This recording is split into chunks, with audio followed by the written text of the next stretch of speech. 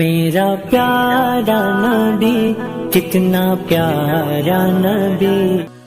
بنی اسرائیل میں ایک شخص تھا، اس کا نام کفل تھا اور بہت بڑا بدکار تھا۔ ہر رات کوئی نئی خاتون اس کے گھر کی زینت بنتی۔ ایک دن ایک خاتون کو 60 دینار دے کے وہ اپنے گھر لے آیا۔ جب بدی پہ آمادہ ہو گیا تو اس خاتون کا وجود کانپنے لگا، اس کا بدن تھر تھرانے لگا۔ کفل نے کہا کہ کیا ماجرا ہے؟ اس نے کہا کفل، میں کوئی بدکار خاتون نہیں ہوں، لیکن ضرورت مجھے تیری چوکھٹ پہ لے آئی۔ بس دل کی اتھا گہرائیوں سے نکلے ہوئے جملے تھے، دل کی اتھا گہرائیوں میں اتر گئے۔ کفل پیچھے ہٹ گیا۔ میرے اور آپ کے آقا و مولا فرماتے ہیں کہ کفل کا اسی رات انتقال ہو گیا۔ لوگ جب صبح گئے تو کفل کے دروازے پہ لکھا ہوا تھا ان اللہ قد غفر لکفل، اللہ نے کفل کو معاف کر دیا، اللہ نے اس کی بخشش و مغفرت فرما دی۔ گناہ کو ترک کرنے والا، ارادے سے باز آ جانے والا اللہ کو کتنا محبوب ہوتا ہے۔ میرے اور آپ کے آقا و مولا نے فرمایا وَرَجُلٌ دَعَتْهُ امْرَأَةٌ ذَاتُ مَنْصِبٍ وَجَمَالٍ فَقَالَ إِنِّي أَخَافُ اللَّهَ۔ وہ شخص جس کو کسی خاتون نے دعوت گناہ دی، یا خاتون ہے اس کو مرد نے دعوت گناہ دی، اور اس نے کیا کہا؟ انی اخاف اللہ، میں اللہ سے ڈرتا ہوں، یا خاتون نے کہا میں اللہ سے ڈرتی ہوں۔ تو میرے اور آپ کے آقا و مولا فرماتے ہیں قیامت کے دن جب کوئی سایہ نہیں ہوگا، اللہ اس کو اپنے عرش کا ٹھنڈا سایہ عطا فرمائے۔ کتنی بڑی بات ہے، حشر کے دن اللہ کی رحمتوں کے سائبان تلے ہوگا۔ یا ایھا الذین آمنوا اتقوا اللہ، اے ایمان والو اللہ سے ڈر جاؤ۔ وَلْتَنظُرْ نَفْسٌ مَّا قَدَّمَتْ لِغَدٍ، اور ہر جان یہ دیکھے اس نے آنے والے کل کے لیے آگے کیا بھیجا ہے۔ حضور علیہ السلام نے ارشاد فرمایا، حضرت ابو ہریرہ رضی اللہ تعالیٰ عنہ سے مروی ہے کہ جب کوئی شخص فوت ہوتا ہے تو لوگ کہتے ہیں اس نے پیچھے کیا چھوڑا، فرشتے کہتے ہیں اس نے آگے کیا بھیجا۔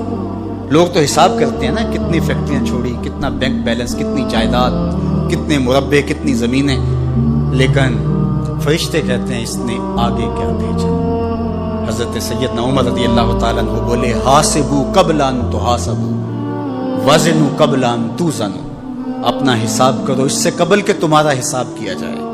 اپنے اعمال خود تول لو، کہیں میزان پہ جا کے پریشانی نہ ہو۔ عمرے سے حج سے جب واپس آتے ہیں تو جب آخری دن ہوتا ہے تو ہر بندہ اپنا سامان تول رہا ہوتا ہے، کیوں میاں؟ ایئرپورٹ پہ پریشانی نہ ہو۔ حالانکہ اگر 2 3 4 کلو بڑھ بھی گیا تو وہ ویسے بھی گزرنے دیتے ہیں، یا چند ریال دیں گے تو آپ گزر جائیں گے، لیکن اس کے باوجود چند لمحوں کی پریشانی سے بچنے کے لیے بار بار اپنا سامان توڑ رہے ہوتے ہیں کہ وہاں جا کے پریشانی نہ ہو۔ یار آب زمزم ہے، کھجوریں ہیں، ان کا وزن بڑھ گیا تو پریشانی ہوگی اور تم اس سے ڈرتے ہو، اور اگر برائیوں کا وزن بڑھ گیا تو کہا وزنوا قبل ان توزنوا، قبل اس سے کہ تمہارا وزن کیا جائے تم وزن پہلے کر کے دیکھ لو، تمہیں پتہ ہے تم کھڑے کہاں ہو۔ ہر شخص کو پتہ ہے کہ میرے پاس نیکیاں کتنی ہیں، ہر شخص کو پتہ ہے میرے پاس برائیاں کتنی ہیں، نیکیاں محض اللہ کی رضا کے لیے کتنی ہیں، فساد نیت کا شکار کتنے عمل ہیں،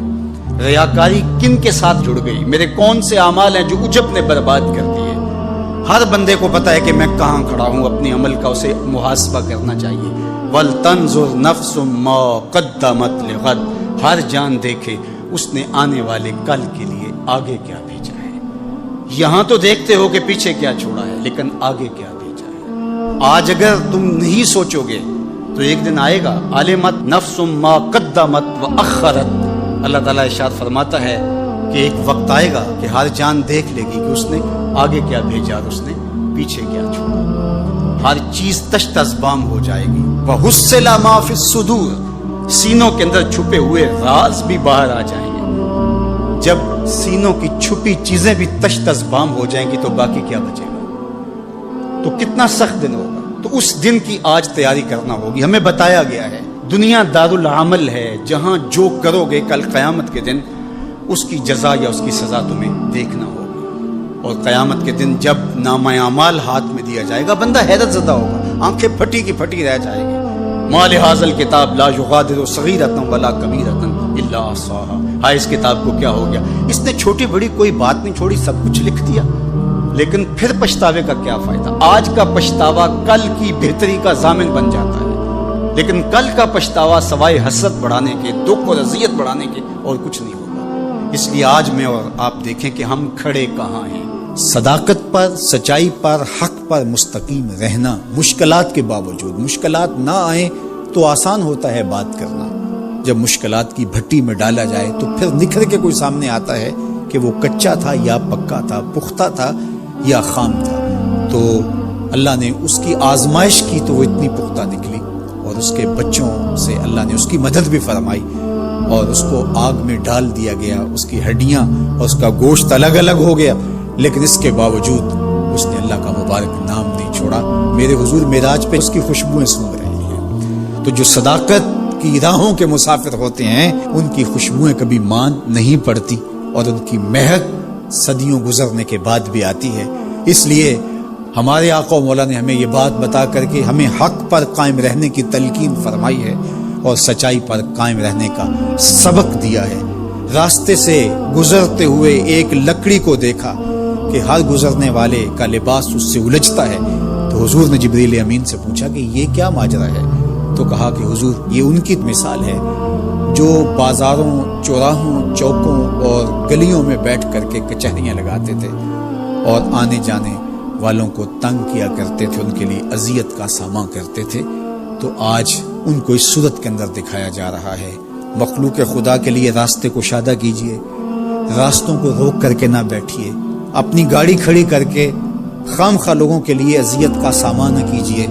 हम देखते हैं कि 15 फुट की तंग सी गली है और हम 10 मरले का, 5 मरले का घर बनाया है और हर चीज हमने घर के अंदर बनाई है, सिर्फ 3 सीढ़ियां बनाने की जगह हमारे घर के अंदर नहीं है। मोटर लगाने के लिए, नलका लगाने के लिए, पंप लगाने के लिए अंदर जगह नहीं है। वो हमने उस छोटी सी गली के अंदर से रास्ता रोक करके दोनों अतराफ से, तो हमने आने जाने वालों को अजियत और तकलीफ देने का मिजाज बनाया हुआ है। रास्ते को शादा करो, रास्ते साफ रखो और लोगों के लिए आसानियां और राहतों के सामान करो। जो लोगों के लिए आसानियां पैदा करता है, अल्लाह उसके लिए आसानियां पैदा करता है। हमारे मालिक ने तो हमें जो माल है उसको बेवकूफ़ लोगों के हाथों में देने से मना किया है। बच्चे हैं जो माल के मसरफ को नहीं जानते, इस तरह घर की वो ख़वातीन जो माल के मसरफ को अच्छी तरह नहीं समझती और फजूल खर्ची करती हैं, तो शौहर की ज़िम्मेदारी है कि वो अखराजात कंट्रोल करे। ये इस आयत करीमा की शरह के अंदर उलमा ने लिखा कि बेवकूफ़ों को माल